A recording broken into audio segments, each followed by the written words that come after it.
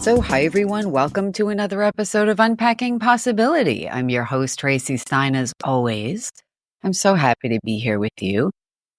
Tonight, I want to talk about something that you may not have put together before, or maybe you did. I hadn't. And it was the physical and 5 mental health benefits, at least, of doing a fasting mimicking diet or doing some sort of time restricted eating or intermittent fasting. I know those are things that are very trendy today. A lot of well-known health professionals and influencers talk about that. Everyone from Dr. Mindy Pelz, who has Fast Like a Girl and other related books out there. Lots and lots of people. And there's good reason, right? Because we know that restricting when we eat and sometimes how much we eat can have health benefits, but it's challenging. There are people who love it. I really don't think that's the majority of people. I think that fasting challenges us, but I'm going to tell you a little bit about why it might be worth adding fasting to your repertoire, especially like me, if you've been dealing with long COVID. I find that doing a fasting mimicking diet can be very helpful for a lot of my symptoms. But I'll go over a little bit about the data that talks about how fasting can benefit from you. And then I just kind of want to link that to some of the ways it can help the way we approach our lives, the way we think about ourselves, and even the way we handle distress, right?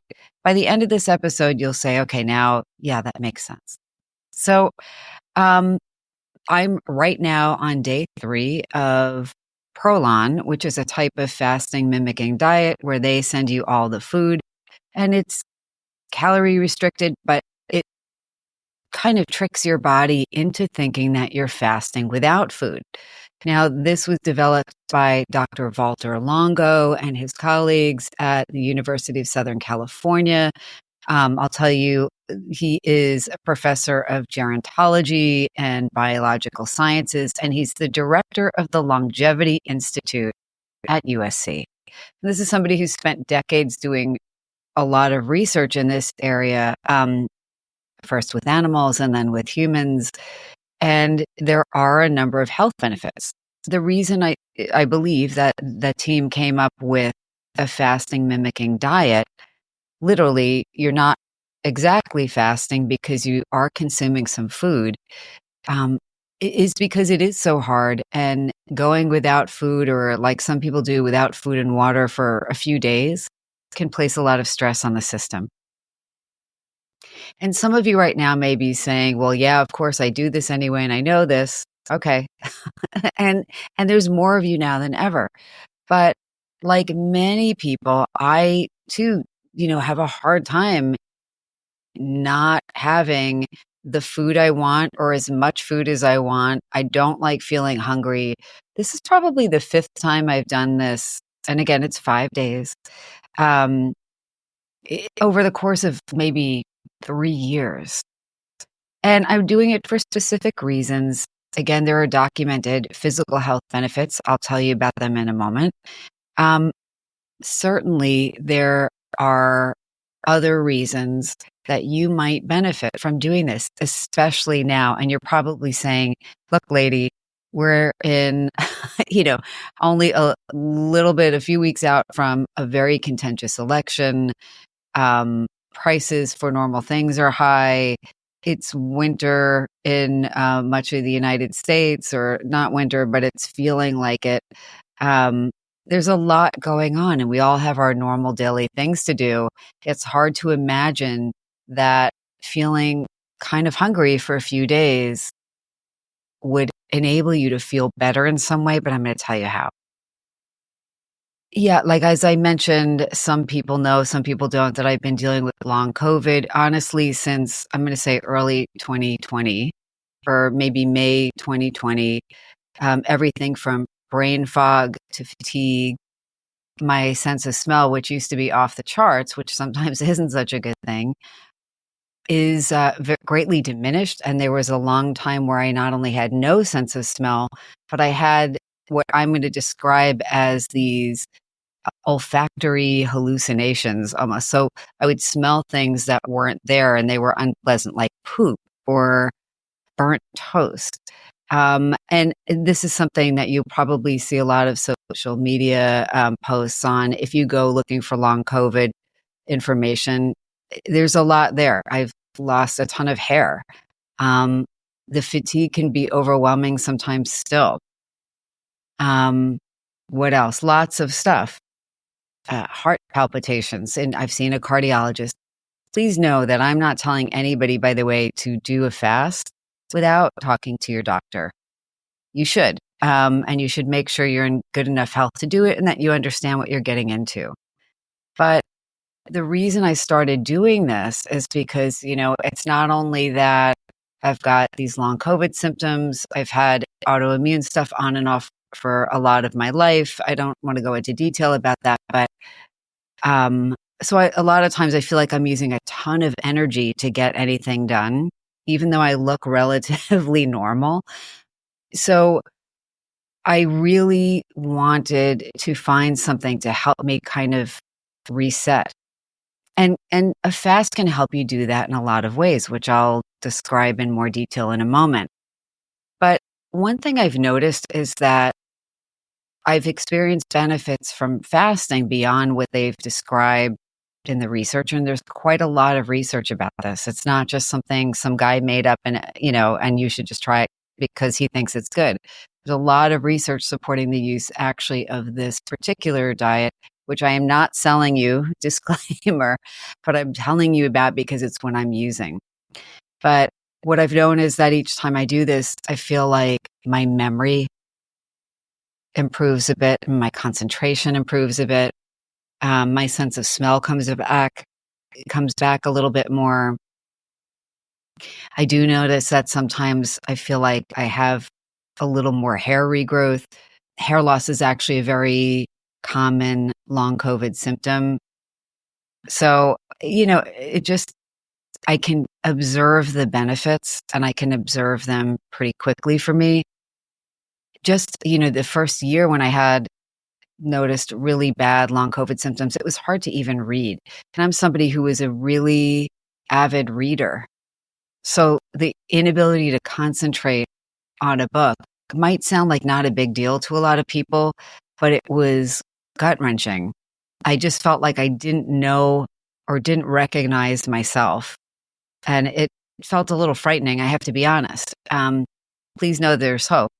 But doing something as simple as resetting, and there are reasons for this, helped improve my concentration and energy levels in addition to other things. Now, again, I said this particular one that I'm doing, you should ask your doctor about it if you think you might want to do it, but it's been found to reverse biological age from one 5-day fast, one cycle. Their idea of a cycle is doing a 5-day fasting mimicking diet once a month for 3 consecutive months. But their data showed that could reverse your biological age score by 2.5 years. Now, that might not sound like a lot, especially if you're younger, but if you're feeling like you're aging faster than you want to be, that could be important. I want to give this context because if you were to do 3 cycles of this 5-day fasting mimicking diet, remember you're eating something, not nothing. If you did that every year, 3 cycles, so 3 months where you did 5 days of a fasting mimicking plan, you could potentially lower your biological age score by up to 11 years if you did that for 20 years. So every year, 3 rounds of fasting for 20 years. So they were saying for people between the ages of 50 and 70. So even if you're 50 years old now, it might be worth considering doing something like this if you feel like your health isn't quite what you would like it to be. And you might feel great and not need to do this. And I think you are the best judge of knowing whether this is something you want to explore. I'm just telling you about what the data says and my experience. Some of the other research out of Dr. Longo's lab, though, found that prolonged fasting, so normally for 72 hours or more, so 3 days or more without food, without any food, the research shows that that triggers cellular repair and rejuvenation. And that is known formally as autophagy. And again, if you've listened to Dr. Mindy Pelz, you have heard her use that term and others as well. So autophagy is your body's system for recycling old and worn out cellular components into newer parts so they function like younger and more efficient versions of themselves. And that's actually right from the Prolon summary of the research. But it's this process of autophagy, of the cellular clean out, is so important to health span and longevity that research on this subject was awarded the 2016 Nobel Prize in Medicine. That's really significant. That's not something even scores of amazing researchers will ever achieve. So it tells you that there's more to look into with this. It's worth looking in to see if it might be for you, if it's something you're interested in. Another thing they found with their research is that unlike with regular fasting with no food, you can experience fat loss without losing muscle. And you really want to preserve muscle as we get older. It just protects you from injuries. It enables you to do the things you want to do. You all know that. Other things they found were that 20 days of Prolon. So I'm assuming they mean 4 consecutive cycles, once a month, so 4 months. That's as effective as being on the Mediterranean diet for 120 days for heart health benefits. I didn't say that very well, but you know what I mean. So what they're saying is you don't have to be doing a fasting mimicking diet all that long to see the same benefits you would if you were doing a Mediterranean diet. And what they did find, and what I'll tell you is my experience and the experience of probably a lot of other people, is that doing something like this does reduce food cravings and sugar cravings. I'm not actually a huge sugar craver. I know that's weird, but of course, like most people, there are certain foods I crave more than others at different times. So there are plenty of reasons physically to do something like this. But there are other benefits that go even beyond what they talk about in their research. And those are ones I wanted to share with you because I have to tell you, this being my 5th time, it's a bit of a different experience. I'm not as distressed doing it.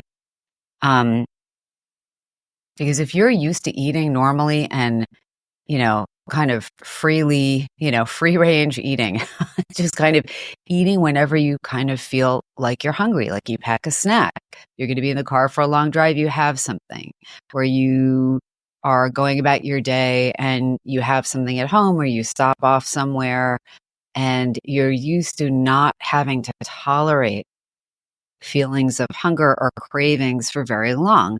We're very fortunate in the industrialized world to be able to kind of eat when we want and have a lot of choices, including a lot that aren't great for us, but are, very rewarding in terms of how our brain experiences these foods, at least in the short term. But one benefit that I've observed is that doing this again for the 5th time is it's helping me to cultivate more patience. Personally, I think generally around the world and in the United States, patience is in too short a supply, generally. I think we've become a culture where we have a hard time waiting for things or delaying gratification. And if you don't believe me, just notice when somebody is, in the express line at the supermarket with twice the amount of items that they should have. Or there's some holdup because somebody's got to check a price on something. And you will see how grown people will lose their marbles over having to wait. And I know sometimes we all have things we need to get to, but honestly, look at the people who drive through your neighborhood, like they're going, to put out a 4-alarm fire, or like they've got an organ in a cooler and they're rushing to a transplant operation. It's usually not the case. So patience is something in short supply. And I think it's really vital. It's vital to help us dialogue with each other better. It's vital to deal with life's normal inconveniences. It's important to help us deal with things that are hard to wait for. You took an exam and you've got to wait to find out how you did. That's hard for most people. Or you went to the doctor and you had some testing done and now you've got to wait for the results. That can be excruciating for people, and I'm sure you could think of a million other examples. But I really want to break this fast sometimes, probably like 20 times during this 5-day fast. I'll think, God, I really just would love to eat a piece of bread, or I'm feeling slightly headachy, which by the way is mild and transient, but it's hard to be patient.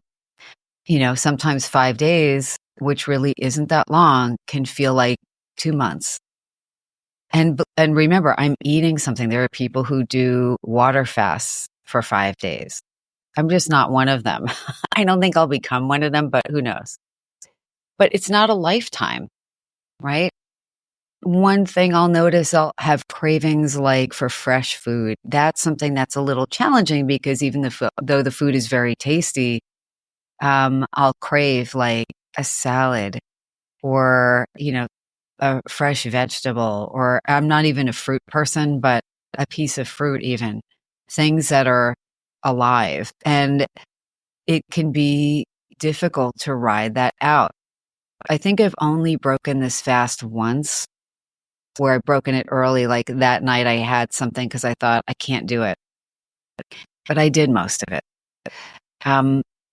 One thing it's helped me to remember is the big picture and the reason why. And the reason why is I always feel better and I believe that I am healthier and doing something important for myself. And I feel like a 5-day chunk out of my year, maybe, or once every 3 months or 4 months or 6 months is worth the benefits that I've observed. I mean, I was really dragging through a lot of the last few years. And again, I think, a lot of people have a lot of things going on for them where they look fairly normal. So no one would think that they're not feeling great or believe them if they told them. So keeping sight of the big picture and cultivating patience through doing this, because remember, I've done it before, so I know that it's doable. I think that's helping me in other areas of my life, and I imagine it could help you as well. A second thing, I would say number 2, that I feel like this process is helping me with is gratitude. Gratitude is really hard when things aren't ideal. Some people are just grateful by nature. Some people are grateful because they have trained themselves to recognize even the little things in their lives that are wonderful and that not everybody has. There are people, though, who struggle with gratitude. It's not their natural kind of setting. Gratitude, we know, has a ton of benefits. There's research on gratitude. And any moment is better if we can be grateful for something in it. I am grateful that I think the food on this particular program tastes amazing. It's true. And even though I might want more of it, I do. I'm grateful for the taste of the food and the fact that this process, again, makes me feel more mindful. I'm grateful that I can access this food. I'm aware that not everybody can just access a 5-day prepackaged fast. And I'm grateful for a lot of other things. When you start being grateful for one thing and then another thing, it's interesting how much more easily we can notice other things to be grateful for. Okay. The third thing, mindfulness. Now, please know that I am aware that I have mentioned mindfulness up, down, and sideways in this podcast, and that you now cannot, again, as I've said probably recently, you can't throw a pebble without hitting 1,000 people talking about mindfulness. And sometimes it can seem very preachy or very cloaked in New Age terminology, or it can seem very kind of blah, blah, blah mindfulness. And, obviously, most people know, I think, that there are decades of research showing all kinds of benefits from mindfulness. So I won't go into that here. But it is hard to be mindful when we are resisting something, right? The process of mindfulness helps us to observe our thoughts and feelings without getting caught up in them and identifying with them. But it's harder when we've got noise in our bodies and minds. And what I mean by that is hunger. Hunger for us, we're all trained to think of hunger as an alarm. And there are good reasons for that, right? It's important to our survival as a species that we eat properly. We eat enough, that we don't go on and on and on and on without eating. But the problem is the feeling of hunger can trigger such anxiety or fear or alarm in so many of us that we feel like we have to silence that alarm immediately. And that's not exactly true. Most of the time, it's not true. Again, if you're somebody who has a blood sugar issue or some other medical issue where you actually have to pay more attention to that alarm, obviously, please do that.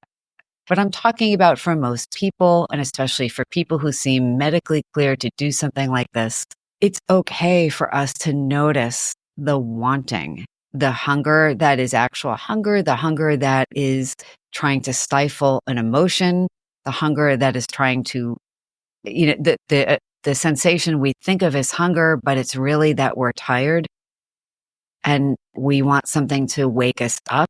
And eating something or drinking something can be stimulating, even if it's not a stimulating substance in and of itself.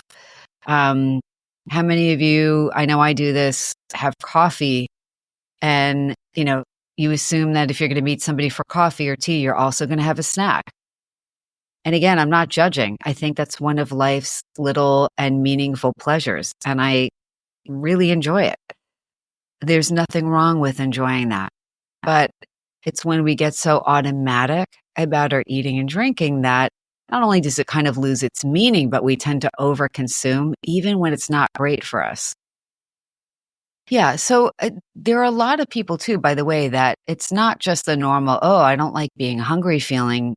That's one type of alarm. But for a lot of people, there are a lot of issues around food, either because it was scarce or because, maybe somebody else in your family experienced food insecurity. And that can generate an alarm that feels like an existential alarm. So please know that I'm aware of that. The first few times that you do something like this, if you're prone to that level of alarm, this will be harder. And you might want to do that with the support of your therapist. But, you get used to, honestly, by the time you do something like this fast, this fasting mimicking diet, you can tolerate knowing that your body is used to having more than a small bowl of soup and a few olives or a few kale crackers. But we can ride out that type of distress. And we can become more mindful of the food in front of us, not only during the fast and decatastrophize, right? Calm down that alarm, but more mindful of what we eat and what we drink. And when we do have, food and when we don't, from doing this process. And remember, mindfulness is an essential tool for tolerating life's other distressing things. Again, I'm being mindful of the fact that whether you won or whether you didn't, whether you feel your person won or didn't, I feel the level of national distress in November 2024. as I'm sitting recording this podcast on something completely different. And anything in our lives can be distressing. So indirectly, this is a great tool for enhancing your mindfulness practice. Yeah, I mean, you all know that normally a lot of us, myself included, we're eating, we're busy, we're multitasking, we don't even taste the food. So it's worth kind of resetting. And here's an aside about food and what it does for people, because, we as a society, and there are biological reasons for this, but we use food to create specific feelings of satisfaction, of joy, and it's beyond just the emotional. Your brain does light up saying you've got a reward when we eat certain foods, right? Which you probably won't be having on this particular plan, but it's okay. We'll get through it together. But, you know, people use food to stimulate themselves in all kinds of ways, right? And I've just mentioned a few: keeping yourself awake, squashing feelings, creating feelings. I was telling my husband the other day, when I was a graduate student, I would have, if I had a paper that was going to be stressful to write or really long and I wasn't going to get a lot of sleep, or when I was writing my doctoral dissertation, and a friend of mine and I remember talking about this a lot. She and I would both have like a little bowl or not little bowl of dry cereal or popcorn next to us so that we could get through, 4 hours of writing something that day. And, some of you will get this and some of you won't, but that automatic kind of emotion and the sensory experience, not just the taste, whether it's salty or sweet or whatever, but the chewing, that can be a type of stimulation, like stimming. If you have a brain that is neurodivergent, people talk about stimming and all the things people do to kind of keep themselves focused or keep themselves alert or awake. That's all of us to some degree. So now, if you're doing whatever you're doing this week and you're doing this fast, that tool, right? I'm going to call it a tool and not a crutch, because everything is a tool, potentially, is not available to you. Doing something like this can help you to breathe through and get through, again, hard things without that particular tool. Okay, number 4, I think it's important to help people decouple their identity from eating and drinking. Now, some of you might be thinking, like, what is she talking about? But in a moment, you'll understand what I mean, because everybody comes from a culture. It could be a blended culture. It could be a culture that is very meaningful to you. Not, it could be just your particular family culture, rather than your ethnic culture or culture of origin or whatever. But food and drink have very significant importance across cultures. And in families, let me tell you something. Even if your family was very, had, I'm going to say, unhealthy attitudes towards food, where they were always monitoring everybody's food and trying to make sure nobody ate too much and nobody got fat, because that is a particular family culture around food as well. And it is unhealthy. It's as unhealthy in a different way as only eating donuts. And I'm going to tell you, anybody who thinks that's not true, by the way, it is. Because it's a type of identity that develops around rules about what's okay and what isn't with regard to eating and drinking. So whether it's that your meals have to be 2 hours because everybody's laughing and enjoying themselves, and that's wonderful, and it's a way to come together and have community, but you can wind up eating, drinking way too much and then feel exhausted and then have something else to kind of wake up or whatever. That's not ideal. But it's also not great to have an identity around we're virtuous because we, you know, shun eating beyond what we need to survive, or, eating is all planned around fitting into a certain size jeans that maybe you wouldn't naturally fit into. That's not great either. And doing something like this fast, which by the way is contraindicated for people who have an active eating disorder or a significant history of eating disorders, this might not be for you, or it might not, or won't be for you now. Um, but being mindful around eating will. But for most people who don't have a clinical issue, a clinically significant issue around food, doing something like this type of fast can help you identify what it is about your own particular associations with food are worth keeping and bring you joy and keep you healthy. Which ones will be reserved for holidays and special occasions, and maybe your normal diet will be a little bit different because you might need something different for your ideal health. Which things you want to keep and which things you want to put in certain categories or at certain times, and which things you kind of want to find a new or updated version of that better suits the person you are now and who you'd like to be. I know that was long-winded, but food is such a part of our social world. And,